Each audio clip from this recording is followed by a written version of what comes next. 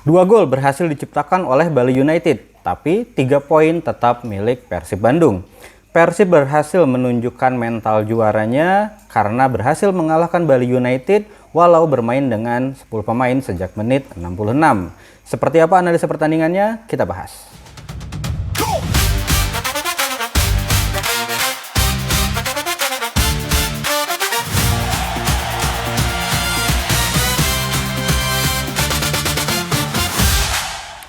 Pertandingan yang seolah-olah akan berjalan nyaman untuk Persib Bandung karena berhasil unggul 2-0 dan mendominasi permainan. Namun, satu momen kartu merah dari Patricio Matricardi mengubah keadaan. Di video kali ini, seperti biasa, akan dilakukan analisa by data yang menjadi ciri khas dari channel ini.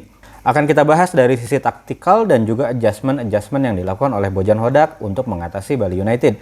Kalau teman-teman suka dengan konten yang seperti ini, analisa by data, boleh di-subscribe channel ini agar channel ini semakin berkembang. Terima kasih.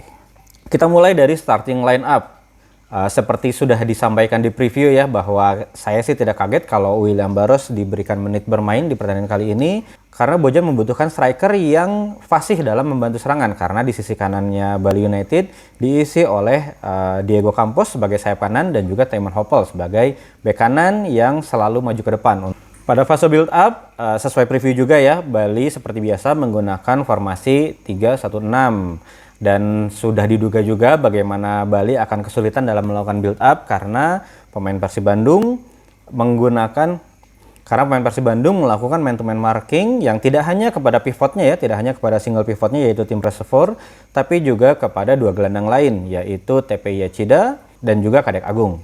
Lalu kalau di preview disampaikan bahwa plan B-nya adalah direct pass langsung kepada striker yang biasanya diisi oleh Boris Kopitovic. Itu juga di pertandingan kali ini tidak berjalan dengan baik karena yang di posisi nomor 9-nya adalah M. Rahmat yang memang secara atribut bukan target man. Jadi dalam pertandingan kemarin ketika dilakukan direct kepada M. Rahmat selalu kalah duel dari Patricio Matricardi maupun Federico Barba. Pada akhirnya apa yang dilakukan oleh Bali United adalah tetap melakukan direct pass, tapi bolanya diarahkan ke belakang lini pertahanan sebelah kiri Persib Bandung, di mana di situ ada kombinasi antara Campos dan juga Tiemann Hoppel gitu ya dalam melakukan counter movement yang menjadi tujuan umpannya adalah Tiemann Hoppel, tapi itu pun sebenarnya tidak terlalu efektif karena kalaupun bola berhasil diambil oleh Tiemann Hoppel, tapi bergantian nih antara Barros dan Eliano berhasil menutup sehingga umpan yang diberikan pun tidak maksimal. Atau paling banternya nih Bali United mengusahakan agar bisa dapat set piece, bisa dapat corner gitu ya, dan di situ satu-satunya peluang Bali United untuk menciptakan peluang. Adjustment menarik juga dilakukan oleh Bojan Hodak nih di sisi sebelah kanan pertahanannya Persib. Untuk sayap kanannya kan diisi oleh Berginho. Seperti kita ketahui, memang Berginho sisi attackingnya sangat luar biasa, sayap terbaik Persib saat ini ya dari sisi attacking, tapi dalam bertahan sangat kurang. Nah kalau di pertandingan sebelumnya masih dipaksa nih Berginho untuk bisa melakukan pertahanan, tapi di match kali ini Bojan melakukan adjustment bagaimana yang mengcover sisi kanan pertahanan Persib adalah Mark Locke. Jadi kalau di sebelah kiri nih yang menjaga pertahanannya adalah Eliano dan juga William Barros. Kalau di sebelah kanannya itu ada Kakang dan juga Mark Locke. Berginho sesekali memang mundur ke belakang gitu ya, tapi terlihat fokusnya di sini adalah Bojan memang membiarkan Berginho untuk stay di depan aja, membantu juga untuk melakukan transisi penyerangan. Lalu untuk mengisi posisi Klok yang sering melakukan man-to-man marking sebenarnya kepada Yachida. Jadi kalau Kloknya kepancing nih ke pinggir, maka yang mengisi posisi Klok adalah Tom Hai. Jadi kalau Persib biasanya bertahan menggunakan 4-4-2, biasanya dua yang di depan adalah striker dan juga gelandang serang. Berarti kalau kemarin harusnya Ramon dan Tom Hai gitu ya. Nah, tapi di sini kelihatan 4-4-2-nya asimetrik nih. Jadi dua di depannya adalah Ramon Tanki dan juga Berginho gitu. Tom Hai-nya mengisi sisi tengah dan Mark Locke-nya cover sisi kanan pertahanan Persib yang ditinggalkan oleh Berginho gitu. Lalu kalau Persib sendiri pada saat build up sama sebenarnya menggunakan 3-1-6 juga, dan di sini Bali memilih bertahan dengan menggunakan zonal marking dan menutup central progression. Persib sendiri punya variasi build up yang cukup bagus gitu ya. Jadi solusi di pertandingan kali ini adalah bagaimana para pemain Persib, pemain depannya gitu ya, melakukan pinning apa. Jadi istilahnya pemain-pemainnya itu numpuk di depan gitu ya, di area sekitar kotak penalti, sehingga para pemain Bali pun otomatis harus mengikuti pergerakan pemain Persib gitu ya. Jadi banyak mengisi di sekitar kotak penalti. Nah, pada akhirnya ada ruang-ruang di middle third gitu ya, masih di tengah gitu ya, dan itu biasanya dieksploitasi oleh Persib Bandung. Ada dua cara, antara salah satu sayap atau strikernya drop ke tengah gitu ya, atau opsi lainnya adalah bagaimana center back-nya Persib melakukan progressive carries atau membawa bola dari belakang ke middle third tersebut. Dan itu yang menjadi awal mula terciptanya gol Persib yang pertama gitu ya, dari Ramon Tanki. Gol Ramon Tanki sendiri tercipta memang melalui skema yang terencana gitu. Jadi diawali dengan 3 penyerang Persib gitu ya, di depan ada Berginho, ada William Barros, dan juga Ramon Tanki berdiri di sekitar kotak penalti. Bukan tanpa tujuan, mereka melakukan pinning, menahan nih agar para backnya Bali juga stay di situ gitu ya. Selanjutnya karena hal tersebut, jadi ada ruang di middle third gitu ya, di tengah itu ada ruang yang bisa dimanfaatkan. Dan di sini Eliano juga ikut maju ke depan, tujuannya mengikat sayap kanannya Bali untuk ikut Eliano. Jadi lokasi di tengahnya itu menjadi kosong, dan itu yang dimanfaatkan oleh Barba untuk melakukan carries atau melakukan dribble ke depan gitu ya. Dan setelah melakukan dribble tanpa penjagaan, Barba juga melihat nih Ramon Tanki berada dalam posisi 1 lawan 1 dan yang menjaganya adalah Bagas Adi Nugroho. Hal itu bisa tercipta karena pergerakan dari William Barros nih yang bergerak ke half space sebelah kiri penyerangan Persib gitu ya.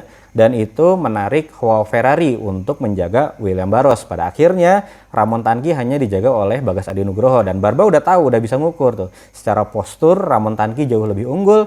Lalu Barba melakukan diagonal long pass gitu ya ke kotak penalti dan disambut oleh sundulannya Ramon Tanki. 1-0 untuk Persib Bandung. Praktis di babak pertama tidak ada peluang berarti dari Bali. Tercatat menurut SofaScore itu gitu ya, shotsnya Bali itu hanya 1, yaitu melalui sundulannya Joao Ferrari dalam situasi corner gitu ya. Jadi pada saat build up, Bali sama sekali tidak bisa menembus pertahanannya Persib Bandung gitu ya. Dan itu berlanjut sebenarnya di babak kedua gitu ya. Persib tetap bertahan dengan kompak gitu ya, membuat Bali sama sekali tidak bisa menembus pertahanannya Persib. Di sisi lain, dari sisi serangan, Persib malah lebih berbahaya di babak kedua. Positional rotation Persib yang sudah jadi ciri khasnya gitu ya, berhasil beberapa kali membongkar pertahanannya Bali United, dan Persib bisa dapat beberapa peluang gitu ya.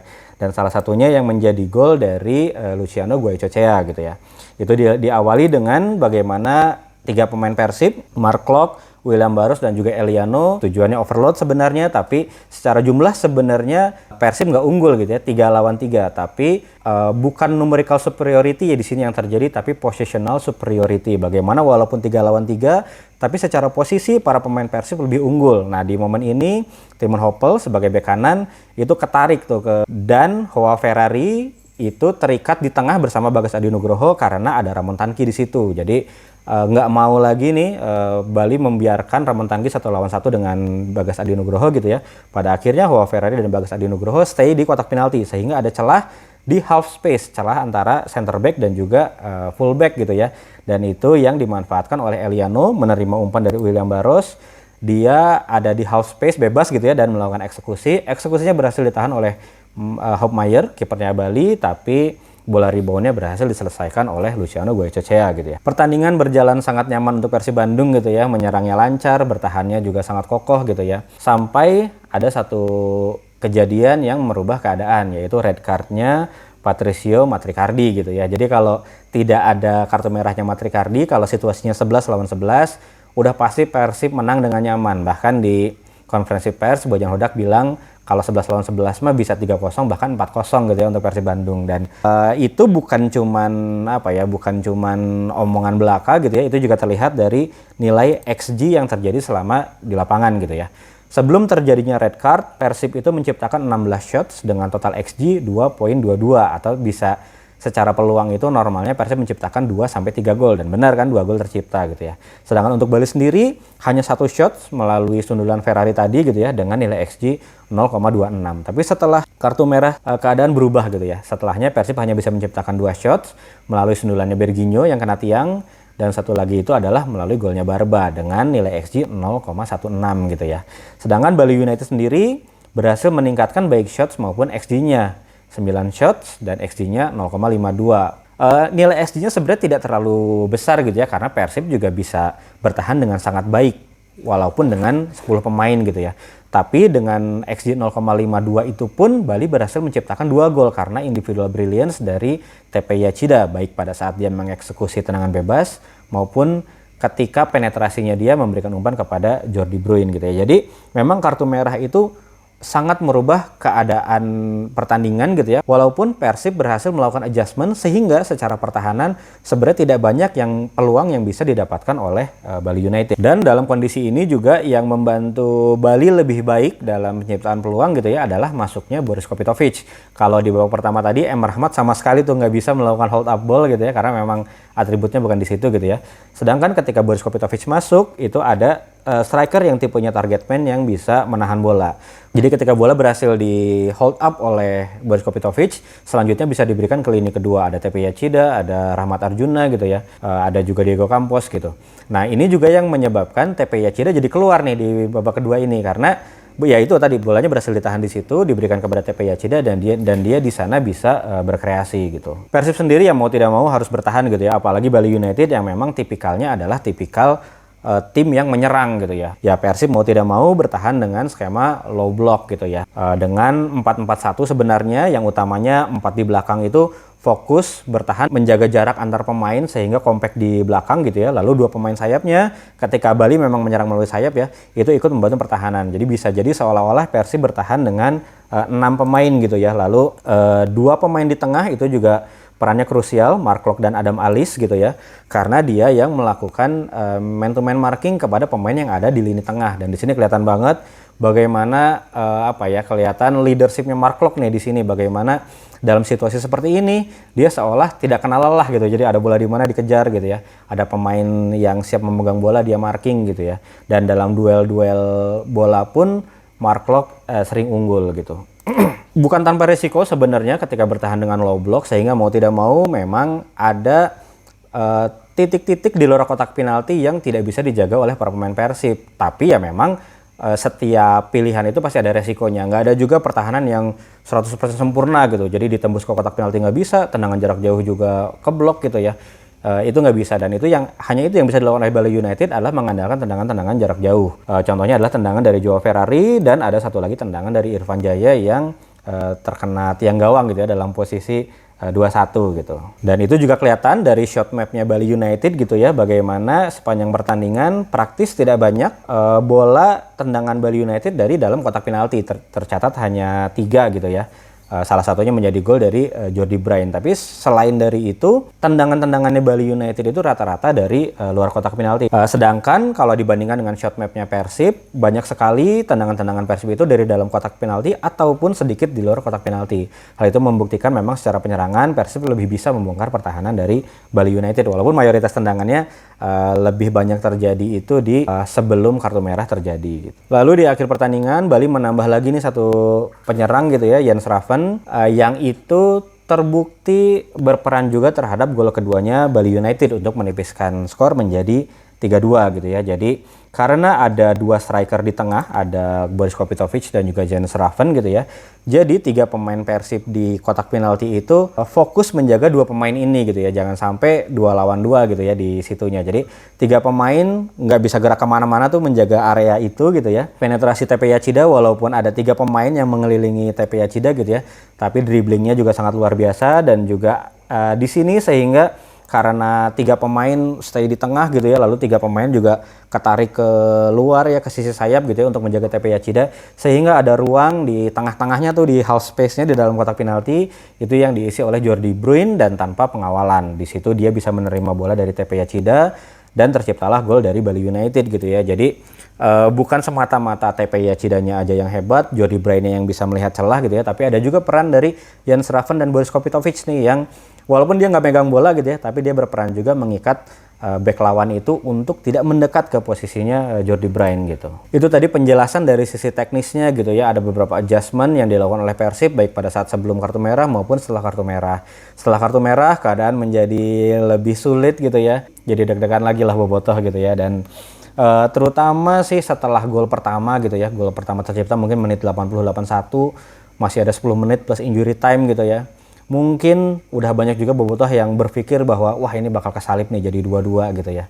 Nah tapi Saya kemarin nonton ke stadion ya, dan yang saya lihat di stadion gitu ya, bagaimana ada leadership dari beberapa pemain Persib, utamanya yang saya lihat adalah Mark Klok dan juga Federico Barba gitu ya. Federico Barba tentu dengan golnya gitu ya, di menit-menit itu Persib dapat corner, bisa aja sebenarnya Persib itu kayak apa ya, tidak menumpuk banyak pemain di depan gitu ya, jadi fokus ke belakang aja gitu, jangan sampai terkena serangan balik juga. Tapi Persib dan Barba gitu ya tetap mencoba untuk menciptakan gol tambahan dan bisa tercipta gol dari Barba. Tapi yang menarik buat teman-teman yang apa ya, mungkin nonton di TV mungkin nggak kelihatan ya, sebelum momen Mark Klok mengambil tendangan corner itu gitu ya, jadi kan setelah golnya TP Yachida yang pertama yang tendangan bebas itu, bisa dibilang stadion itu sebenarnya terdiam gitu ya, karena itu tadi ya, karena takut Persib bisa kesalip gitu ya. Tapi momen sebelum Mark Klok mengambil corner kick, Mark Klok meminta supporter itu untuk bangkit lagi, untuk semangat lagi, untuk memberikan support lagi gitu ya. Dan betul, supporter akhirnya memberikan chant-chant penyemangat lagi gitu ya. Dan di momen itu terciptalah gol. Jadi di situ kerasa banget memang leadershipnya Klok gitu ya. Secara permainan di pertandingan kemarin juga dia sangat luar biasa, daya jelajahnya juga bagus gitu ya. Dan duel-duelnya juga banyak yang dimenangkan oleh Mark Klok. Tapi itu tadi, ketika mungkin supporter udah ada yang pesimis juga gitu ya, Persib bakal kesusul nih, tapi para pemain tetap punya semangat bahwa Persib itu bisa menang di pertandingan kemarin, dan itu dibuktikan oleh para pemain, dan pada akhirnya Persib berhasil menang dengan skor 3-2 gitu ya. Memang secara skor tipis, terus secara jumlah kebobolan juga biasanya yang Persib nggak pernah kebobolan nih di kandang gitu ya, kecuali 1 gol dari Vinicius, itu bisa kebobolan 2 gol gitu ya. Tapi sebenarnya kalau kita lihat sepanjang pertandingan, baik pada saat dapat kartu merah maupun enggak gitu ya, sebenarnya secara permainan Bali juga tidak bisa membongkar pertahanan dari Persib Bandung. Peluang-peluangnya tercipta melalui tendangan jarak jauh gitu ya, melalui gol juga, melalui set piece dan dari free kick gitu ya. Memang bisa jebol 1 pada saat golnya Jordi Bryan gitu ya, tapi itu udah ya, mungkin ada momen juga udah menit akhir pertandingan, ada kelelahan juga gitu ya. Tapi kalau kita lihat match momentum, sebenarnya sepanjang pertandingan Persib itu jauh lebih unggul ketimbang Bali United. Bahkan setelah kartu merah pun secara attackingnya Persib masih lebih unggul gitu ya, kita lihat di match momentum itu gitu. Atau kalau kita lihat match statistiknya gitu ya, oke, betul, ball possession Bali lebih unggul ya, utamanya karena setelah kartu merah dia lebih banyak pegang bola gitu ya. Tapi ketika pegang bola pun memang tidak banyak yang bisa dilakukan oleh Bali United. Kelihatan dari nilai XG-nya secara total di pertandingan, Bali itu hanya 0,78, Persib bisa 2,38 gitu ya. Jadi kalau saya lihat sih dari pertandingan kali ini, banyak hal positif yang justru harusnya semakin menguatkan keyakinan kita bahwa Persib itu on the track untuk bisa hat-trick juara gitu ya. Karena dalam kondisi sulit kemarin pun, jadi bukan cuman kartu merahnya sebenarnya. Persib kartu merah dan penggantinya itu nggak ada back murni lagi gitu ya di bangku cadangan yang siap untuk bermain dengan pressure setinggi kemarin gitu. Pada akhirnya Bojan harus memasukkan Frans Putros yang naturalnya itu dia bukan back tengah gitu ya. Kartu merah di menit ke-66, berarti sekitar 24 menit plus gitu ya. Persib harus bermain dengan 10 pemain, dan bukan hal yang mudah gitu walaupun dalam kondisi unggul gitu ya, untuk bisa mempertahankan keunggulan dengan kondisi 10 pemain melawan tim yang ultra menyerang gitu ya, yang 11 lawan 11 pun tipikalnya Bali United itu menyerang, apalagi ketika dia unggul jumlah gitu ya. Dan secara game plan tadi ketika 11 lawan 11, Bojan tuh udah punya game plan yang disiapkan dengan matang dan itu works gitu. Menyerangnya berhasil, bertahannya berhasil gitu ya. Dan ketika situasi terjadi hal yang tidak diperkirakan gitu ya, terjadi kartu merah, Bojan dan para pemain bisa langsung melakukan adjustment yang memang pas gitu ya untuk bisa dipakai dalam kondisi tersebut gitu. Jadi secara taktikal, secara teknikalnya itu oke gitu ya, dan secara mental juga terbukti nih Persib Bandung memang udah siap untuk menjadi juara. Karena untuk menjadi juara itu situasi-situasi sulit seperti ini itu pasti akan terjadi. Tinggal timnya itu bisa nggak nih mengatasi hal tersebut gitu ya. Bukan cuma Persib, Persija dan Borneo pun mungkin nanti akan mengalami hal yang sama, dan perlu dilihat apakah mereka bisa mengatasi hal ini seperti Persib atau tidak. Bahkan Persija mungkin udah mengalami ya ketika melawan Bayangkara kemarin gitu, dan Persija pada akhirnya kalah ya di pertandingan itu gitu, dan Persib bisa menang, dan itu menunjukkan bahwa mental Persib itu udah teruji lah untuk bisa menjadi juara. Jadi kita lihat aja keberlanjutannya seperti apa, karena saya sih percaya Persib akan juara gitu ya. Walaupun mungkin tidak dengan winning streak gitu ya, mungkin nanti Persib akan ada hilang poinnya juga, tapi Borneo dan Persija juga mungkin akan hilang poin lagi gitu, karena walaupun secara jadwal mungkin ya Persib paling sulit di antara tim lain, itu betul, itu diakui, dan dari prediksi di video saya yang siapa juara itu juga memang membuktikan bahwa jadwal Persib memang lebih berat gitu ya. Tapi bukan berarti lawan-lawan dari Borneo dan Persija itu tidak bisa menyulitkan gitu ya. Pasti akan ada kejutan-kejutan lagi nanti yang terjadi di lapangan, ya kita tunggu aja gitu ya. Itu analisa pertandingan antara Persib Bandung melawan Bali United. Harusnya kita sebagai bobotoh semakin yakin ya bahwa secara teknis maupun secara non teknis dalam artian mental gitu ya, itu Persib memang bismillahnya ya siap untuk menjadi juara. Oke, itu aja analisa untuk video kali ini. Terima kasih.